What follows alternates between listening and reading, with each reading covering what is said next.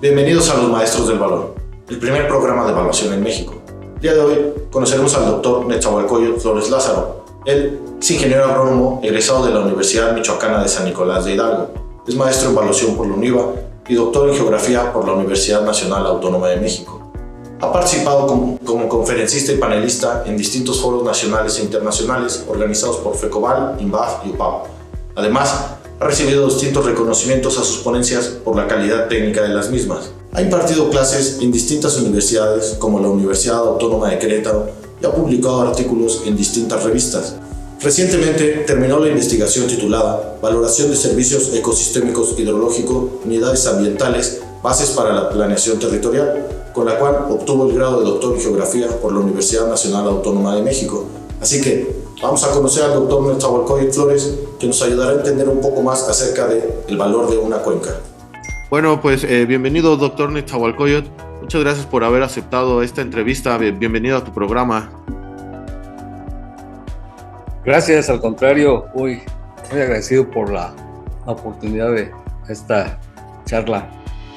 Muchas gracias, doctor. Bueno, pues nos gustaría hacerte algunas preguntas sobre tu investigación llamada Evaluación de Servicios Ecosistémicos Hidrológicos por Unidades Ambientales, Bases para la Planeación Territorial, con la cual obtuviste el grado de doctor en la universidad, doctor en Geografía en la Universidad Nacional Autónoma de México. Entonces nos gustaría saber, para nuestra audiencia, ¿cuál es la definición y clasificación de los servicios ecosistémicos? Bueno, mira, el concepto de servicios ecosistémicos no es, todos pensaríamos que es nuevo, sin embargo, esto tiene ya pues, prácticamente casi un siglo desde que se empieza a hablar del concepto. Sin embargo, en la literatura especializada, es a partir de 1997 donde la doctora Gretchen Daily de la Universidad de Stanford pues hace un... De hecho, presenta un libro que se llama precisamente así, Los Servicios Ecosistémicos. Y a partir de ahí, pues se llama la atención de la comunidad internacional.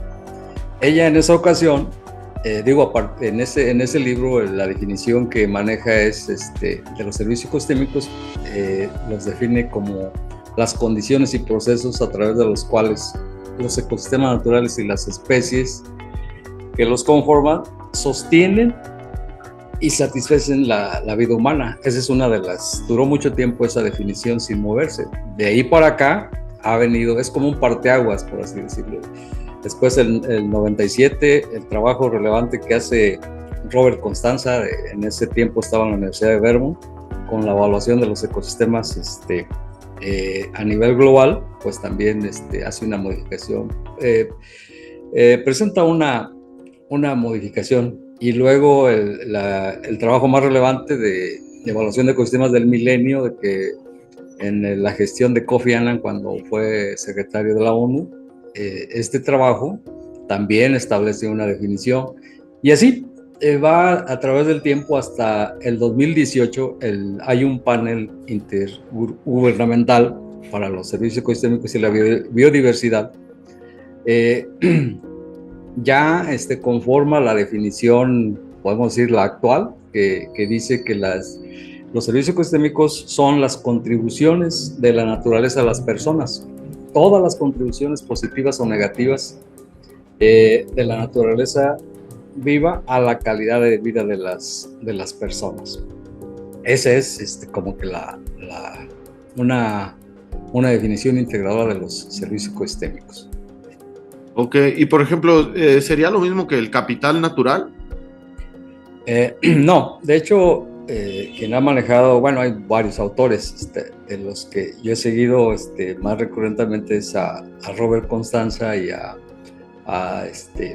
esta corriente del milenio, de la evaluación de cuestiones del milenio,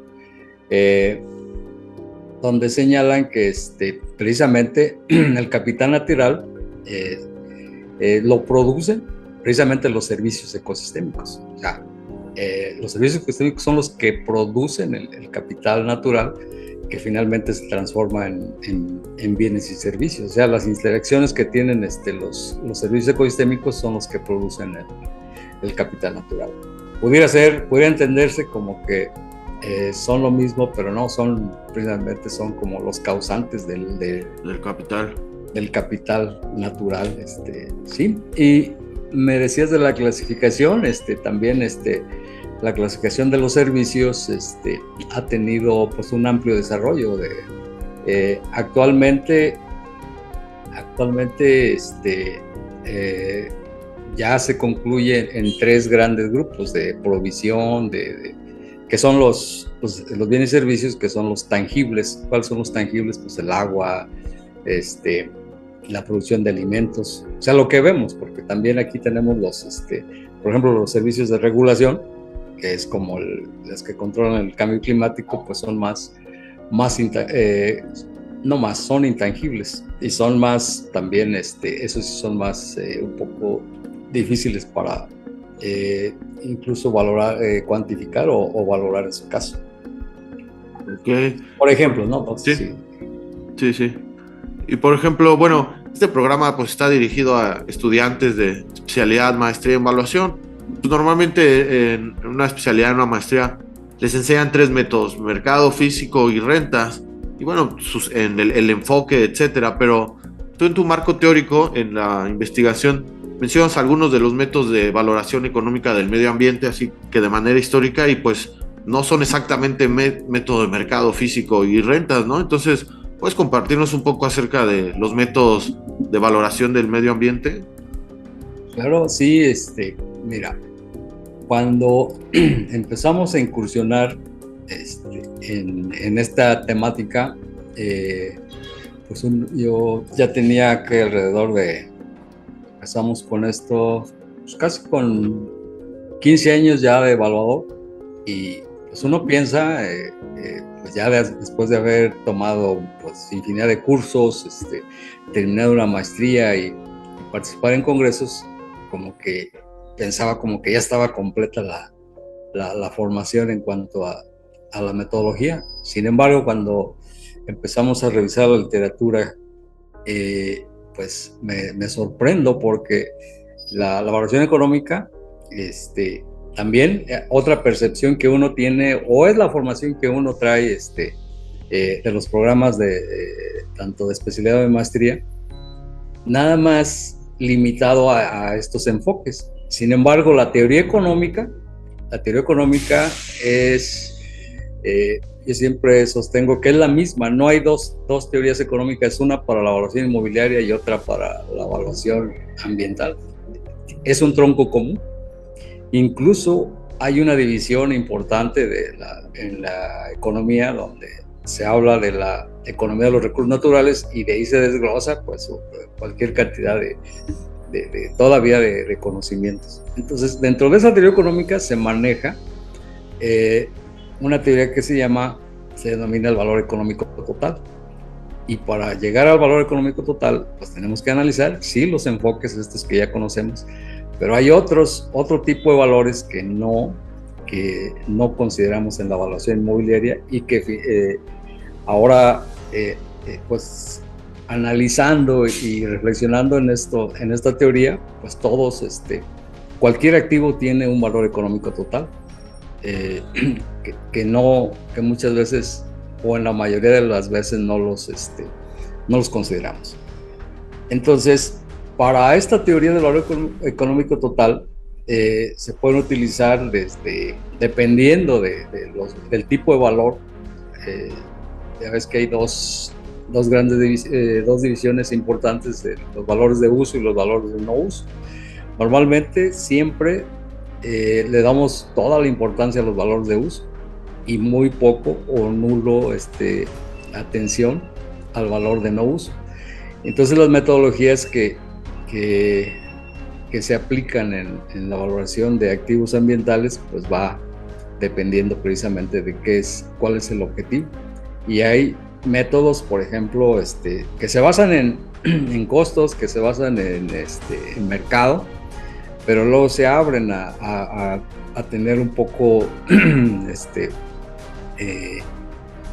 pues más dependiendo del objetivo, más complejos. Por ejemplo, si vamos a evaluar por ejemplo, pues o determinar un valor de uso directo, pues tenemos los métodos que se utilizan, por ejemplo, es el de costos evitados o inducidos, que finalmente recaen perdón, en los métodos que se basan en costos. Luego hay precios hedónicos, pues, no es otra cosa que utilizar los modelos de regresión, donde la variable importante es una variable ambiental. Hay otro método que también está basado en preferencias de la gente, que es el costo de viaje. Y pues es basado en las preferencias que tiene la gente en asistir a un determinado sitio. Y otro de los métodos, y de hecho es el método más que se recomienda sobre todo este es muy versátil porque se puede utilizar para activos que tienen valor de uso y también que no tienen valor de uso, como es la valoración contingente. Luego también tenemos otro que cae dentro del enfoque de ingresos.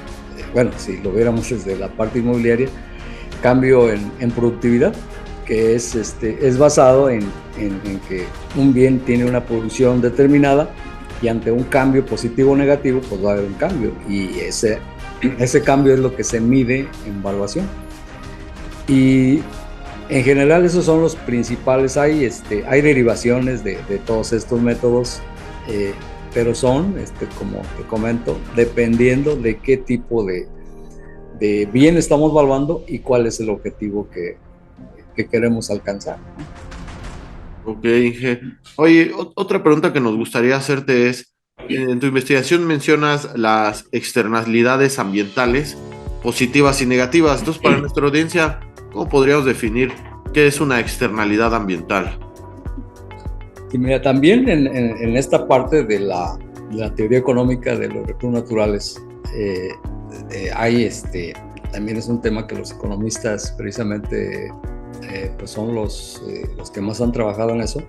Una externalidad, dicho muy sencillo, es un impacto positivo, así la externalidad en sí, un impacto positivo o negativo. ¿Cuándo es externalidad positiva? Por ejemplo, si construyo una escuela, tiene un impacto positivo, ¿no? ¿Cuál es el impacto positivo? Pues de que vamos a tener, por ejemplo, si vamos a hablar de una universidad, ¿no? Pues, ¿cuál es el impacto positivo? Pues bueno, que vamos a tener acceso a la educación y vamos a tener, si no lo había, pues va a haber profesionistas, va a haber bienestar, va a haber mejora económica. ¿Y cuál es el impacto negativo de construir una universidad?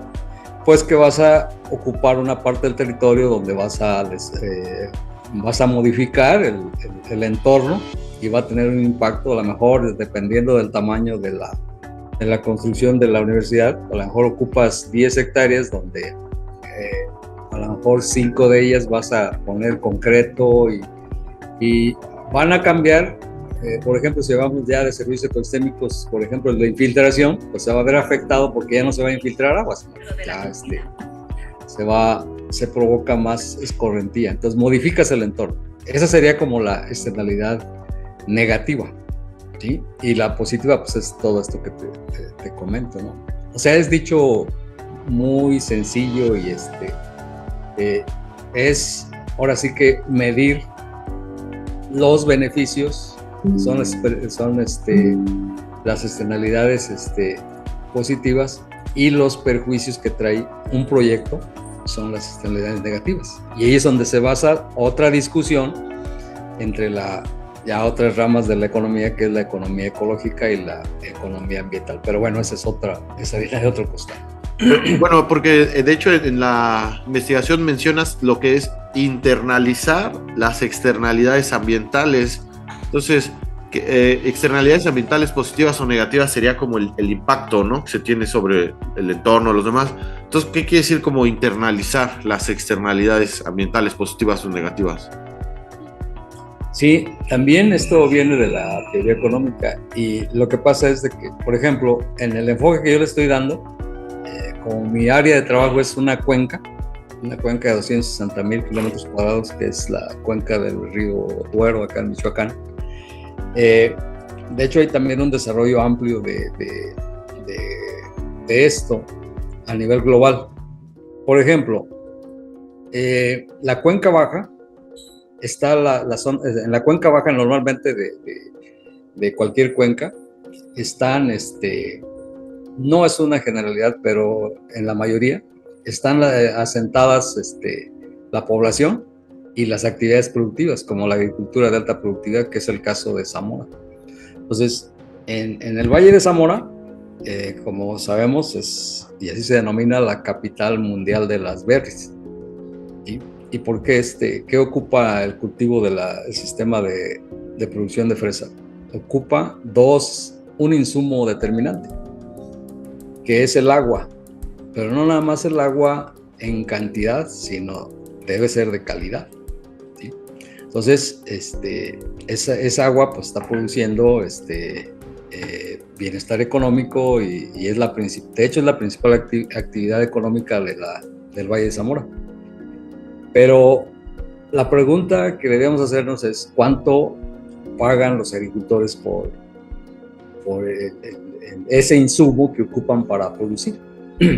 Entonces, si revisamos los datos que yo encontré, hay precios de metro cúbico de agua que utilizan como insumo en la producción de 25 centavos, 40 centavos, 50 centavos al metro cúbico de agua, ¿sí? Vale más, imagínate cuánto pagamos nosotros por el metro cúbico de agua de uso doméstico. Y por otra parte, la agricultura en cualquier parte del mundo siempre supera el 60 o 70% del agua disponible, ¿sí? Y eso no quiere decir que no se tenga que hacer, ¿no? Ese no es el problema, que pues, sabemos que para producir alimentos, pues de hecho la producción de alimentos es un problema global ahorita y se va a acrecentar en la medida que crece la población y se escasea el agua. Entonces ese es el problema, que no se considera que el agua es un recurso ahora ya finito. Entonces habría que voltear, los agricultores de la cuenca baja debían voltear a la cuenca alta, donde se genera precisamente la infiltración. Es agua que disfrutamos acá en la parte baja, que nada más abrimos la llave o abren las compuertas para que salga o prendan el pozo para regar.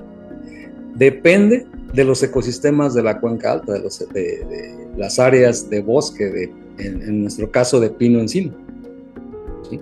Entonces, volviendo a la pregunta, ¿cómo deberíamos internalizar?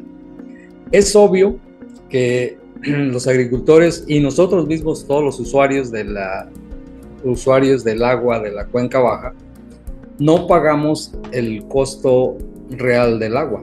No consideramos la escasez, la escasez que está produciendo por el deterioro, por la erosión, por la tala que está sucediendo en la parte alta. Debiéramos preocuparnos por contribuir para esa conservación, para que la conservación evite el deterioro. A eso se le denomina internalizar, que el costo o a quién le corresponde, por ejemplo, detener la erosión, o controlar la erosión, o hacer las obras de erosión. Pues yo creo que no solo a los dueños de las tierras de la parte alta, nos corresponde a todos los usuarios, en este caso hablando del agua, de contribuir. Un ejemplo clásico de esto, de la internalización, que ya es conciencia, es en Costa Rica. En Costa Rica, por ejemplo, no recuerdo si es en el recibo del agua o en el recibo de la energía eléctrica, ya aparece un concepto, dice, por decir un dato, ¿no? 3 pesos para conservación de la cuenca, para la conservación de los recursos ecosistémicos hidrológicos de la cuenca. O sea, la gente ya está consciente de que tiene que pagar 3 pesos para el mantenimiento o conservación de la cuenca. Ese es internalizar el impacto negativo. así es el ejemplo pues más claro que me acuerdo, puedo comentar ahorita, ¿no? Ok. Y bueno, ahora nos gustaría que nos platiques un poco acerca de el sujeto de tu área, del área de estudio de tu investigación. Sí, mira, te decía que fíjate, una de las, en la revisión de literatura que hice, por ahí hay una crítica fuerte a los estudios precisamente de evaluación, porque dice uno de los investigadores que, bueno, es un grupo de investigadores que hizo una revisión alrededor de 350 artículos científicos sobre evaluación y encontró ellos le llaman así como inconsistencias o deficiencias, de que no se establece con claridad la escala de trabajo, la escala espacial, o sea, el territorio. Pues. O sea, muy pocos dicen, mi estudio es de un municipio que tiene tantos kilómetros cuadrados o una región. Hablan de región, pero no dicen cuántas hectáreas o cuántos kilómetros cuadrados. Entonces, precisamente nosotros por eso decidimos establecer la cuenca. ¿Y por qué la cuenca? Porque hay un consenso pues, nacional e internacional en que no es lo ideal, porque tiene sus problemas la delimitación territorial de una cuenca hidrográfica, pero al menos nos da mucha información y es la clasificación territorial que, por ejemplo, maneja Conagua. Y hay, te mencionaba que hay un consenso en de que no es lo ideal, pero es lo mejor que se puede tener para hacer política pública en materia de varias cosas, desde cualquier tipo de estudios hasta la planeación del territorio. Y la cuenca, pues es la cuenca del río Duero, es una subsidiaria del Lerma Chapala, es de los pocos afluentes que todavía tiene agua de calidad. Sabemos que la cuenca del Lerma pues es una cuenca problemática que está demasiado contaminada. Entonces el río Duero es uno de los pocos ríos que todavía le proporciona agua de, vamos a llamarlo ya no de total calidad, pero sí de calidad. La cuenca, te decía, son más o menos 260,000 kilómetros. La parte alta son bosques templados. Podríamos hablar de tres áreas altitudinales. Esa parte, la parte templada alta, donde la cobertura vegetal es básicamente pino, encino y asociaciones. En la parte media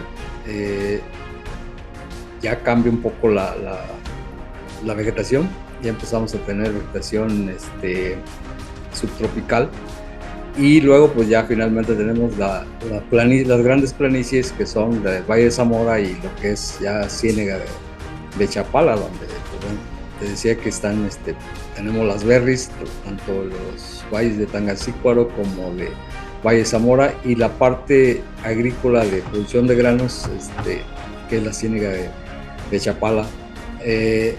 Las ciudades más importantes precisamente están en las planicies. Está lo que es la zona conurbada Zamora y Jacona.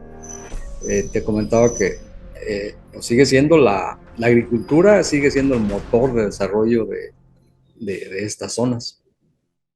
Los suelos, la parte alta se caracteriza por tener suelos de los que se denominan andosoles, que contrastan con las planicies de la planta baja, que son vertisoles de textura arcillosa. Por lo tanto, la naturaleza de los suelos de la parte alta son altamente permeables y pues son en parte responsables de la alta captación de agua que tienen y que infiltran. Aparte no olvidemos que estamos en la zona de la franja volcánica transversal. Tenemos un sistema montañoso muy fracturado, hay fallas y fracturas. Entonces esa característica del tipo de suelos, esa estratigrafía que tiene la geología de la cuenca permite la alta infiltración en la parte alta, y que esta pues contribuye a que tengamos en la parte media y baja pues abundante agua, aunque ese hoy en día es un problema. La CNA cada 10 años, como sabemos, hace balances hídricos. El balance hídrico que se hizo, por ejemplo, en el 2005, decía que teníamos un superávit de casi 55 millones de metros cúbicos en la cuenca. Ahorita en el último balance que revisamos es en el 2020, y hay un déficit de 11 millones de metros cúbicos. ¿Qué quiere decir? Que no solamente ya no alcanza, sino que estamos sacando más agua, estamos trayendo más agua para todos los usos, no la agricultura nada más, sino para todos los usos por 11 millones de metros cúbicos. Entonces, nos estamos acabando el agua, y precisamente esta es una de las motivaciones de este estudio, cómo empezar a voltear hacia arriba de la cuenca y ver cómo podemos revertir y empezar por lo menos a evitar esta problemática que trae finalmente como resultado pues el que ya no se infiltra la cantidad de agua que se infiltraba, y la otra la sobreexplotación. Sí. Entonces son algunos datos de la cuenca.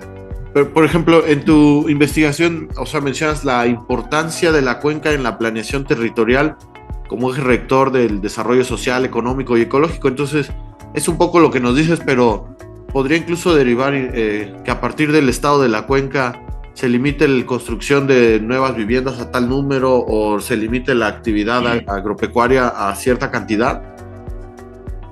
No, o sea, planear no quiere decir prohibir, sino planear es, acuérdate que tenemos, de hecho en la teoría económica tenemos esto de el principio económico de mayor y mejor uso, que dice que hay que analizar el valor desde el punto de vista de lo que sea legalmente permisible, luego físicamente posible, y luego que si hay varias alternativas, pues la que nos proporcione la renta neta más alta. Ese es el problema, ¿no? ¿Sí? Fíjate lo que dice la teoría, que la renta neta más alta, ¿a costo de qué? No nos dice nada, sino... O sea, por ejemplo, yo puedo construir una edificación, lo que está sucediendo en todas las zonas agrícolas de alta productividad. La mancha urbana va sobre las tierras de alta productividad. ¿Por qué? Por ese entre comillas, ¿no? Ese principio económico de que pues deja más dinero construir un fraccionamiento que seguir sembrando, que seguirlo utilizando como agricultura. Pero precisamente la tarea de la evaluación y de la planeación, más bien, primero de la planeación, es dirigir el desarrollo urbano hacia donde sea el uso óptimo del territorio. Hay una metodología que se utiliza que se debiera utilizar en todos los instrumentos de planeación, que es la aptitud territorial, y que esto no es otra cosa más que evaluar cuál es el uso óptimo en función de sus características naturales del territorio. ¿Sí? Claro, cualquier constructor dice lo planito es lo mejor. Dice que es lo mejor, pero no necesariamente, porque construir imagínate, eso está sucediendo en Celaya, en Irapuato, en Aguascalientes, aquí en Zamora. Sepultas una parcela de 5 hectáreas de alta productividad con concreto, pues ahí estás cancelando la infiltración, estás contribuyendo al cambio climático. Y si hacemos un análisis, esa es la tarea precisamente de la evaluación, el enfoque de evaluación económica ambiental, de demostrar que la renta por ejemplo, sobre todo aquí en el potencial que se tiene para las berries, puede ser tan rentable con un manejo también un manejo orgánico. Ya no es posible tampoco, no se puede sostener el mismo sistema actual basado en agricultura convencional de agroquímicos. Tenemos que utilizar sistemas de producción de agricultura regenerativa, que no es otra cosa que agricultura orgánica para regresarle la fertilidad natural al suelo, ¿no? Y eso con la idea de que firme de que conservar también es ganar dinero, ¿no? Y eso es lo que hay que demostrar, que es rentable, pero además de ser rentable la agricultura orgánica puede ser lo ideal, ¿no? Sustentable. Porque ¿quién duda que no sea rentable hacer un fraccionamiento? Pero la pregunta es sustentable? Entonces, bueno, el manejo de la gestión ambiental debe ir encaminada ya a que no solamente sea rentable, sino sea sustentable. Y para que sea sustentable, pues recordemos que tiene que incidir en los tres aspectos: el económico, el social y el ambiental, ¿no? Entonces, si no desarrollamos esos tres aspectos, no estamos hablando de desarrollo sustentable. Y eso es aplicable incluso también a las áreas naturales, ¿no? Porque a veces dice que nada más conservar no es suficiente. Debe generar bienestar, ¿sí? Debe generar bienestar económico, social y ambiental, incluso lo natural. Okay. Por eso, Sí. por eso hacia allá, ¿no? Y la cuenca comunidad es, ¿por qué? Porque, por ejemplo, si nos vamos a la definición de cuenca, que es un espacio, un territorio donde confluyen hacia un cauce principal todas los escurrimientos naturales o las derivaciones del mismo, y escurren hacia un canal principal que puede ser un área principal que puede ser un río, y desde un punto inicial hasta un extremo, ¿no? Entonces, se facilita la planeación del territorio utilizando comunidad la cuenca, y después pues clasificando las partes alta, media, y después subclasificando hasta el nivel que el territorio lo permita o que los instrumentos de planeación lo demanden, ¿no? Por ejemplo, si hablamos de ordenamiento ecológico, estamos hablando de las unidades de gestión ambiental, y si hablamos de la parte urbana, pues también tienen que ser unidades, ¿cómo se le llaman? ¿Ambientales biofísicas son las que...? No, esas son las que yo manejo. Okay. Que en función de ese método podemos determinar las unidades de gestión ambiental en el ordenamiento ecológico. Ok. Ajá. Sí, porque es lo que te quería preguntar, que mencionas las unidades ambientales biofísicas, entonces, ¿estas cómo se podrían definir? Sí, cuando tú tienes una primera clasificación por ejemplo, cuenca, la cuenca ya por sí tiene, ya tiene su delimitación geográfica y física, que son los parteaguas de los cerros o montañas, y que confluyen, a un espacio común o que es normalmente un río. Entonces ahí ya tienes una primera clasificación en función de la cuenca. Luego, el método que yo utilicé es un método geográfico que se le denomina enfoque geomorfológico, que es así, es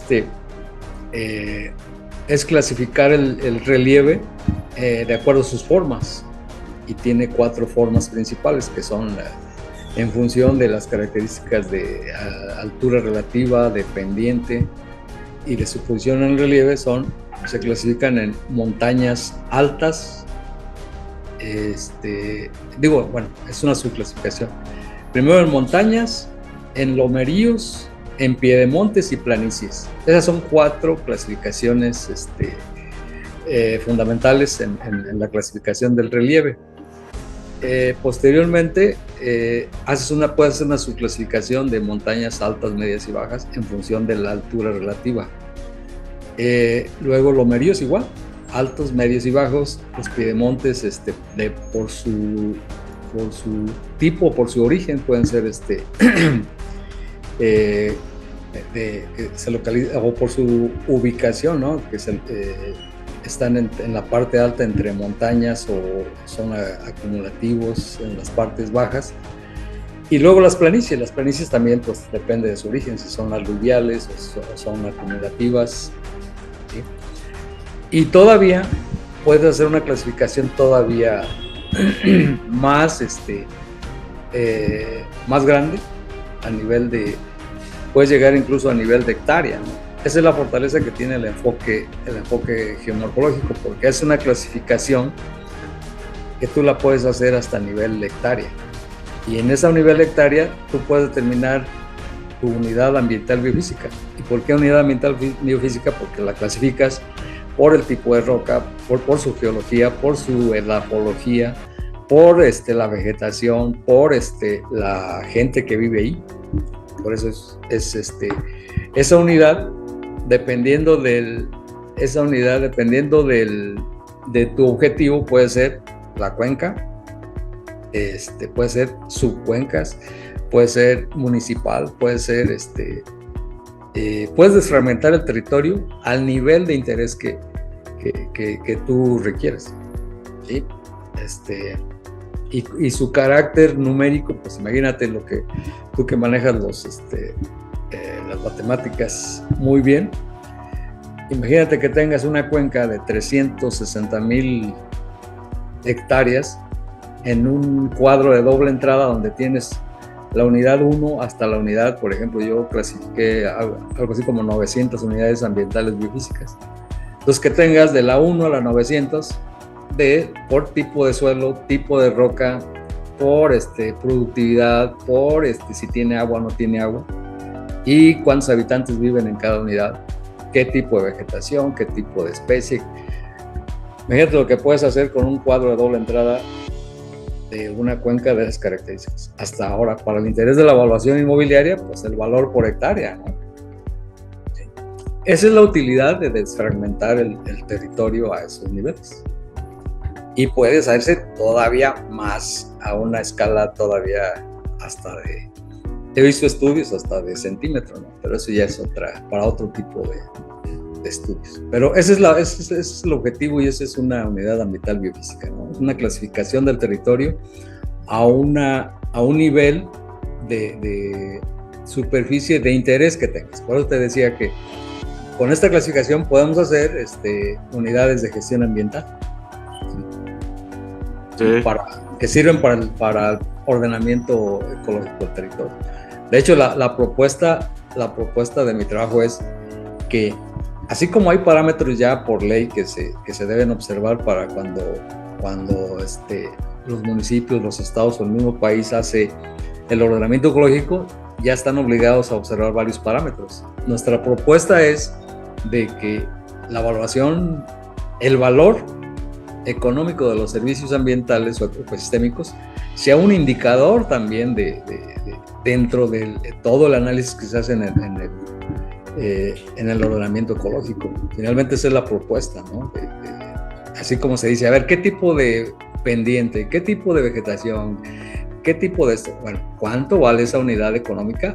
Pero por sus servicios ecosistémicos, no por su valor comercial, ¿no? Entonces, por ejemplo, en la parte de discusión de tu trabajo mencionas las implicaciones para la planeación territorial. Entonces sería, de acuerdo a lo que nos dices, la cuenca, clasificarla en las 900 unidades, y obviamente adentro de esa hay clasificación, como decía hace un momento, de flora, de fauna, si tiene agua, cuántos habitantes, etcétera. Entonces, en base a eso, por ejemplo, que quizá las que tengan más valor ecosistémico, no necesariamente comercial, usar esos criterios para toma de decisiones, ¿verdad?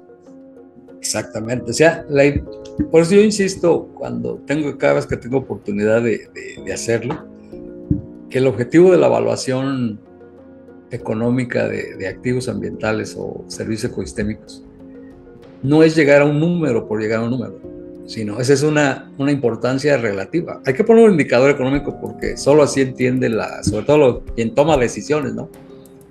Si nos vamos por el rollo de valor cualitativo de la conservación, todo el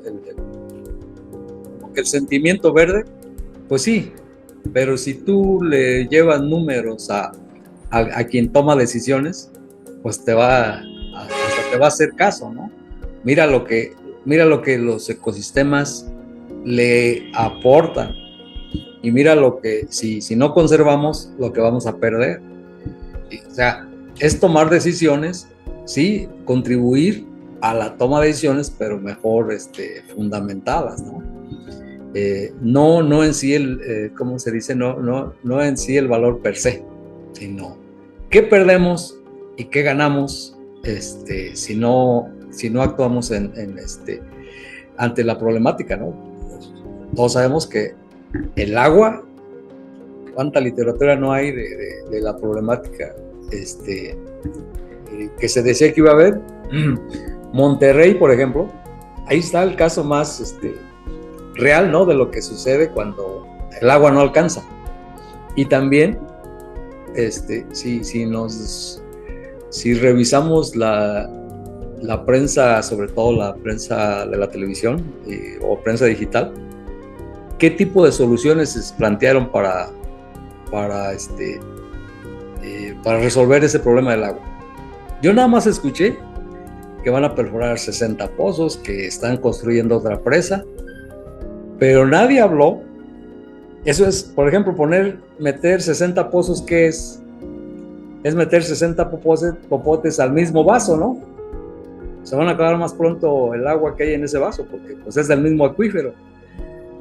Yo no escuché, ni he escuchado, por ejemplo, un programa agresivo de restauración de la cuenca, de revisar el flujo de servicios ecosistémicos hidrológicos para revertir, ¿no? O sea, allá es donde debemos demostrar a quienes nos interesa esta parte de la evaluación de activos ambientales, sí con evaluación y sí con valores, pero para esa toma de decisiones, que lo importante que es conservar, los ecosistemas, si los dejamos, está demostrado que nosotros no les servimos a los ecosistemas. Nosotros dependemos de los ecosistemas, totalmente. Pero los ecosistemas no nos ocupan a los humanos para hacer su trabajo. Entonces, hay muchas veces que nomás hay que dejarlos que hagan sus funciones y con eso se resuelven. Pero no solamente a veces no los dejamos hacer sus funciones, sino que obstaculizamos las funciones de los ecosistemas. Y es un ejemplo ahorita que se me vino a la mente, es ese de cómo resolver el problema del agua en Monterrey, y nadie habla de restauración de los servicios ecosistémicos, ¿no? Hidrológicos. Ok. Y por ejemplo, bueno, otro método que mencionas es el USLE para la erosión y una serie de factores. ¿Nos podrías comentar algo para la audiencia sobre este método hacia grandes rasgos? Sí, mira, este método es el modelo de erosión. Los colegas agrónomos lo llevan o lo llevamos de cajón como agrónomo, ¿no? Para calcular la pérdida de suelo. Es el modelo USLE y el RUSLE es la versión revisada. Y no es otra cosa que un modelo que, ¿no? Ya es, pues ya, no sé la verdad del origen, pero tiene ya muchísimos años y está basado en la medición de, por ejemplo, de la cantidad de lluvia, de la intensidad de lluvia, del tipo de suelo, del manejo que se le da al suelo, y en función de eso se obtienen factores. Aquí eso lo hace, por ejemplo, la Secretaría de Agricultura para sus programas, o no solamente agricultura, sino también Semarnat, donde hacen programas de restauración de suelos. Pues previamente, para hacer el diagnóstico, tienen que cuantificar cuántos suelos se pierde al año y cuánto está en riesgo. O sea, para hacer los atlas de riesgo por erosión, pues es obligado utilizar esta ecuación. pero está basado en eso, básicamente en los datos de precipitación. No solamente la cantidad que cae, sino la intensidad de cómo cae, el tipo de suelo, porque no es lo mismo, por ejemplo, que de los suelos que te comentaba, así los dos contrastantes por su contenido de arcilla, un suelo andosol es más susceptible a erosionarse que un vertisol de la planicie por su naturaleza. Entonces es un factor clave ahí para obtener la cantidad finalmente que nos interesa de cuánto suelo es arrastrado. También pasaba un factor importante, es la pendiente. Por eso, fíjate, en los estudios de riesgo, y eso sucede año con año en nuestro país, sobre todo en el sureste, una pendiente, primero una pendiente superior a 40%, por ejemplo, de un territorio, desprovista de vegetación, con un suelo arenoso y una precipitación extraordinaria, pues ahora sí que la suma de esos factores que nos trae en consecuencia, y sin cobertura vegetal, pues va a arrastrar grandes volúmenes de la parte alta hacia la parte baja, y ahí vienen los desastres, ¿no? Entonces esa es la utilidad que tiene es una herramienta, es una herramienta ya aprobada, ya conocida, para determinar cuánto suelo es susceptible a que se arrastre por estos, en función de los parámetros que se obtienen. Aquí la diferencia al utilizarlo nosotros es, eso sí hay que señalarlo, normalmente esta ecuación lo que determina al final es cuántas toneladas de suelo se pierden por año, en función del suelo, la vegetación, la pendiente, la cantidad e intensidad de lluvia. Lo que hacemos nosotros es, aquí también se determina con estos, de hecho es un proceso dentro de la ecuación, es la erosión potencial, se mide la erosión potencial y la erosión real. O sea, la potencial es la que puede ocurrir si no hay vegetación, y la real pues es la que, con la vegetación, cuánto es lo que se pierde. Entonces para nuestro trabajo lo que hacemos es la resta entre la erosión potencial y la erosión real, para determinar, porque aquí lo que en mi modelo no es que no sea importante, pero lo que determinamos es cuánto suelo se sostiene por la vegetación, no cuánto se arrastró. Entonces, queremos decir, mira, la vegetación que está ahí conservada retiene tantas toneladas por año. Entonces, si no conservamos, pues ese suelo que está ahí detenido, pues se va a ir hacia abajo. ¿Y qué es lo que sucede cuando se va hacia abajo? Pues asolva ríos, vasos de presas, contamina ríos y arroyos, ¿no? O sea, con todos los pérdida de fertilidad, bueno, todo lo que contrae la erosión, ¿sí? Okay. Entonces, eso es a grandes rasgos lo que hacemos ahí. Sí, pues de hecho esa era es la siguiente pregunta. En la parte de los resultados, llegas a un valor de servicios ecosistémicos por filtración de agua por unidades ambientales, y también llegas a un valor de servicios ecosistémicos, es lo que comentabas, por erosión evitada, ¿verdad? La erosión potencial menos la erosión que sí se dio, entonces la conservada, y finalmente un valor global. ¿Puedes comentarnos un poco entonces acerca de esto? Sí, mira, el otro modelo que se utiliza, es para la erosión evitada, pero para la infiltración, yo utilicé, de hecho probé dos, hay una infinidad de métodos para calcular la infiltración, pero en la literatura me incliné por dos. Uno que es determinar el número de curva, el número de curva que es basado precisamente, prácticamente en las mismas variables que Rusle, pero para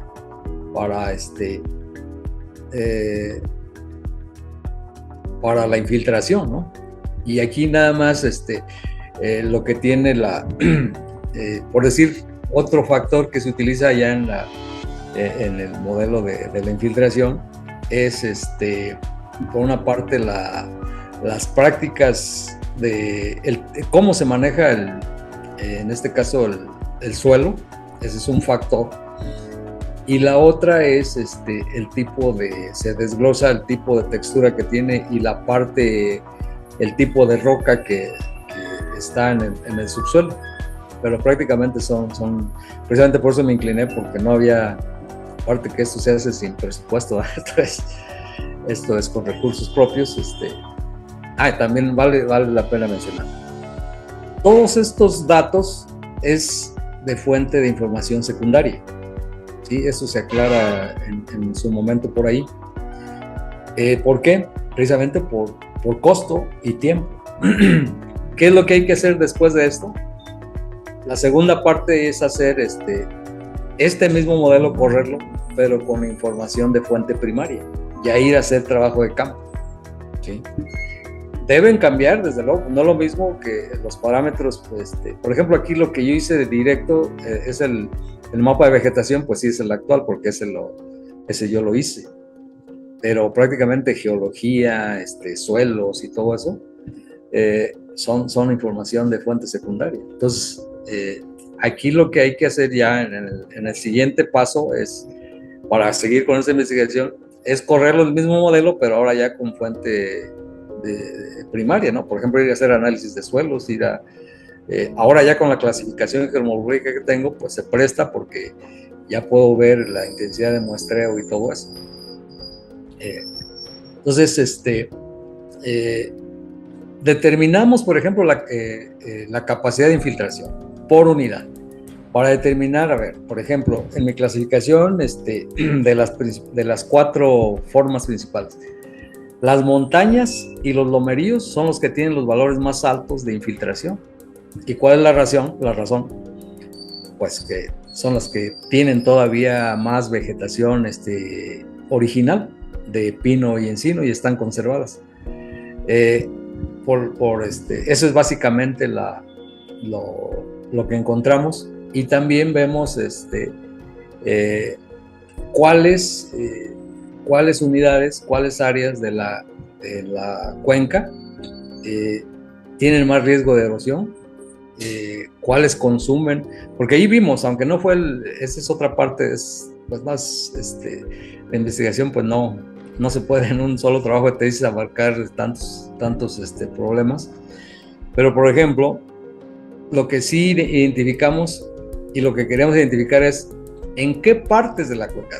Tenemos una idea de que la parte alta de la cuenca es la que más infiltra, pero ahora con la clasificación geomorfológica ya sabemos qué zonas son las que más sabemos que todas las áreas, la parte alta, pero ya tenemos identificadas con estas unidades cuáles son las zonas más valiosas para conservación, las que les podemos decir o le estamos diciendo a quien toma decisión: estas no las debes tocar porque son las que más se infiltran, estas no las debes tocar porque están en riesgo de esto, o a esto les tienes que meter mano, ¿no? Esa es la idea, de tener a nivel, poner en el escritorio de quien toma las decisiones la cuenca clasificada, para que vea las zonas de prioridad de atención, las más valiosas, las que están en riesgo, las que de momento no ocupan y cosas así, ¿no? Tanto para la infiltración como para la erosión evitada, ¿sí? De hecho, ya ahora lo que presentamos ahí en Zacatecas, ya le incluí el valor del carbono que capturan las especies, la vegetación. Y como te digo, ya un siguiente paso será ya no ver no tomar fuentes secundarias, sino, por ejemplo, pues ir a trabajo de campo. Por ejemplo, es bien importante la captura de carbono, tanto en las planicies como en la parte alta, ¿no? Pero ya ahora sí que determinarlo ya a nivel experimental. Ok. Bueno, dije, pues ya que lo mencionaste también, felicitarte para que lo sepa también la audiencia, pues por haber obtenido el primer lugar en el Congreso Nacional de Zacatecas, recientemente celebrado hace apenas unos días, precisamente con esta ponencia. Y bueno, pues agradecerte que hayas aceptado esta entrevista. Finalmente nos gustaría preguntarte a los estudiantes de la especialidad de la maestría en evaluación que sientan interés por este amplísimo mundo sobre la valoración económica del medio ambiente, ¿tú qué mensaje o qué consejo les darías? Bueno, afortunadamente hoy con las tecnologías de la información, a lo mejor nos podríamos decir, como regularmente me preguntan, ¿y dónde hay una maestría en evaluación ambiental? ¿Dónde me especializo? ¿Dónde me capacito? Como tal, la oferta académica, no, en mi opinión, no hay una específica. Hay que tomar pues en varios lugares. Casi todas no todas, pero muchas universidades, sobre todo las de biología, manejan la parte. Ahora sí que aquí obligadamente tenemos que analizar la naturaleza del activo. ¿Y dónde podemos capacitarnos en ver la naturaleza de los activos? Pues es en las áreas biológicas. Y yo recuerdo cuando estuve por ahí un rato ahí en la Universidad Autónoma de Querétaro, había diplomados de caracterización de ecosistemas. Por ejemplo, ese diplomado se me hacía muy interesante porque ese sería muy útil para quien quiera, o sea, sin ser biólogo, quien quiera meterse a esta parte, porque es bien importante, ¿no? Yo siempre he sostenido que, no, y eso cualquiera lo dice, ¿no? Para llegar como evaluador a una buena estimación de cualquier cosa que estemos evaluando, tenemos que tener conocimiento del bien, ¿no?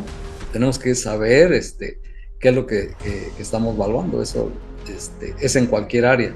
Entonces, si estamos hablando de activos biológicos, pues tenemos que conocer, si estamos hablando de servicios ecosistémicos, pues bueno, tenemos que saber lo de los ecosistemas.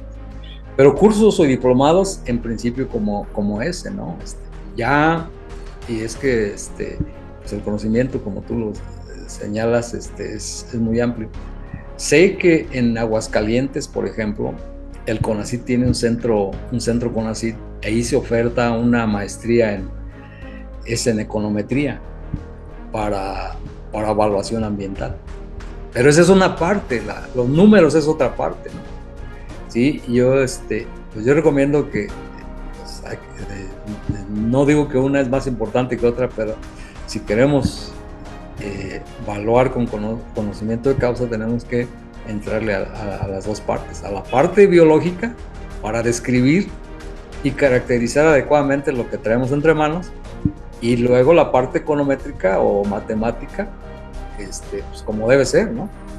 Y bueno, ya dependiendo del interés, hay otras disciplinas como lo que yo manejo, la parte de geografía. Aquí es obligado auxiliarte de otras áreas, como la geografía pues aporta sus métodos precisamente para el análisis del territorio. Y con esto quiero decir que aquí el evaluador solitario no aplica, ¿no? Aquí necesitas hacer trabajo multidisciplinario. Ese trabajo que finalmente pues en el 2020 logré concretar. Detrás de esto, pues no te imaginas la cantidad de gente que me ayudó. Aquí consultamos biólogos, geólogos, geógrafos, ingenieros, ¿cómo le llaman? Los geólogos estructurales, y es amplísimo. Expertos en como pues mi directora de tesis, ella puedo decir que es la gurú de los servicios ecosistémicos aquí en México, ¿no? Y tienen y de ahí pues me conectaba con otras personas, ¿no? Entonces la multidisciplina aquí es obligada. Aquí no podemos hacer un trabajo de evaluación de servicios ecosistémicos así como que de el evaluador solitario. Ok. Y la otra, bueno, Finalmente, en la literatura universal, digo con esto las tecnologías de la información, por ejemplo, está el IPBES, que es ese panel, es lo último en los marcos metodológicos para la descripción, caracterización y evaluación de servicios ecosistémicos. También está la otra por siglas TEF, también hay mucho desarrollo. O sea, en la red hay bastante información que de manera autodidacta podemos desarrollar. Y luego, pues teniendo, sí, pues por ahí la tutoría de los docentes que están ahí en los posgrados, ¿no? Okay. Pero sí, hay bastante en la red. Desgraciadamente aquí, bueno, y por la amplitud es imposible que haya un programa de posgrado completo, ¿no? Con todo lo que se requiere. Ok. Bueno, ingeniero doctor Netzahualcóyotl Flores Lázaro, pues muchísimas gracias por haber aceptado esta entrevista para el programa Los Maestros del Valor. Y bueno, a ustedes, amigos, por habernos sintonizado, pues muchísimas gracias. Hasta la próxima. Muchas gracias por habernos acompañado. Los espero en nuestro próximo episodio, donde conoceremos a nuestro siguiente maestro del valor, quien nos ayudará a entender por qué saber evaluar es saber pensar.